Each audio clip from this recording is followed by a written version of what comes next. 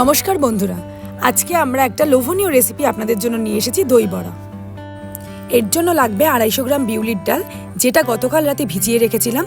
আর লাগবে টক দই, মৌরি, আদা টুকরো করে কেটে নেওয়া, 2টো কাঁচা লঙ্কা, বাড়িতে বানানো তেঁতুলের চাটনি, চাট মশলা, ঝুরি ভাজা, বিট নুন।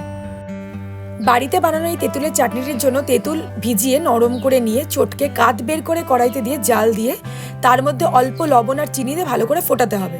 নামানোর আগে মৌরি আর ধনে টেলে নিয়ে গুঁড়ো করে মিশিয়ে নিতে হবে। প্রথমে ভেজানো বিউলির ডাল, আদা টুকরো আর কাঁচা লঙ্কা দিয়ে মিক্সিতে পেস্ট করে নেব।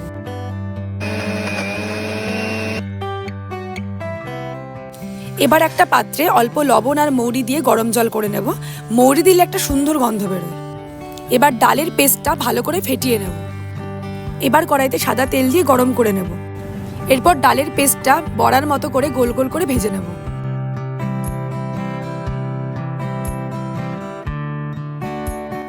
অল্প লাল লাল হলে তুলে নেব।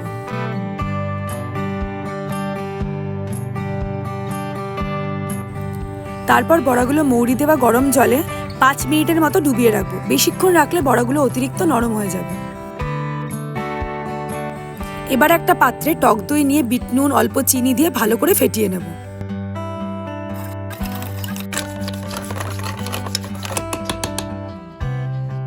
এবার বড়াগুলো গরম জল থেকে তুলে চেপে চেপে জল নিগড়ে একটা পাত্রে রাখবো।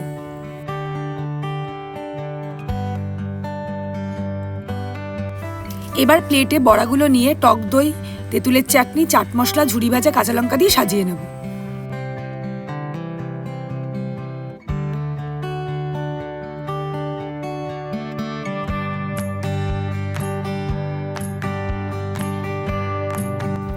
দেখুন, আমাদের লোভনীয় দই বড়া তৈরি। এভাবে বানিয়ে খেয়ে দেখবেন, দারুণ লাগবে। রান্নাটি ভালো লাগলে আমাদের চ্যানেলটি সাবস্ক্রাইব করে দেবেন এবং কমেন্ট করে জানাবেন। ধন্যবাদ।